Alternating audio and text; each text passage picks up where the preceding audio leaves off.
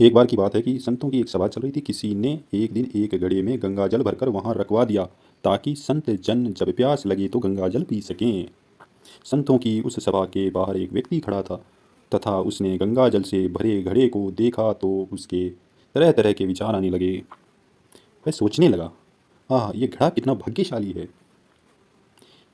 एक तो इसमें किसी तालाब या पोखर का नहीं बल्कि गंगा जल भरा गया है।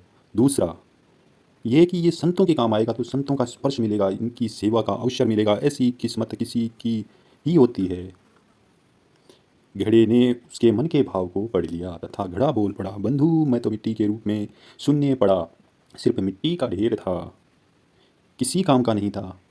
कभी ऐसा नहीं लगता था कि भगवान ने हमारे साथ न्याय किया है। फिर एक दिन एक कुम्हार आया। उसने फावड़ा मार मार कर मुझको खोदा और मेरी को बोरी में भरकर गधे पर लाद कर अपने घर ले गया। वहाँ ले जाकर हमको उसने रोदा, फिर पानी डालकर गूँथा, चपकर चढ़ाकर तेजी से घुमाया, फिर गला काटा, फिर थापी मार मार कर बराबर किया। बात ये नहीं रुकी। इसके बाद आगे आग की आव के अंदर झोंक दिया।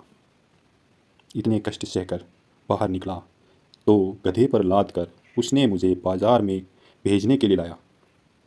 वहाँ भी लोग मुझे ठोक ठोक कर देख रहे थे, और ठीक है कि नहीं है। ठोकने पीटने के बाद मेरी कीमत लगी तो भी क्या, बस 20-30 रुपए।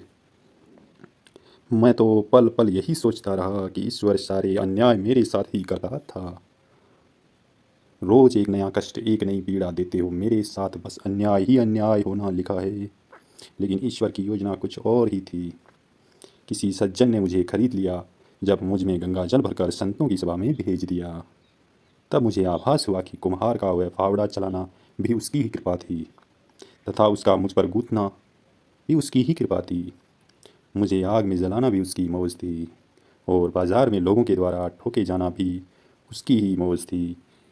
अब मालूम पड़ा कि मुझ पर सब उस परमात्मा की कृपा ही थी। दरअसल पूरी परिस्थितियों में हम इतना विचलित कर देती है कि हम उस परमात्मा के अस्तित्व पर भी प्रश्न उठाने लगते हैं और खुद को कोसने लगते हैं, क्योंकि हम उसमें शक्ति नहीं होती और उसकी लीला समझने की।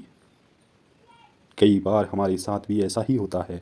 हम खुद को कोसने के साथ परमात्मा पर उंगली उठा कर कहते हैं कि उसने मेरे साथ ऐसा क्यों किया, क्या मैं इतना बुरा हूँ, और मालिक ने सारे दुख तकलीफ़ें मुझे ही क्यों दिए।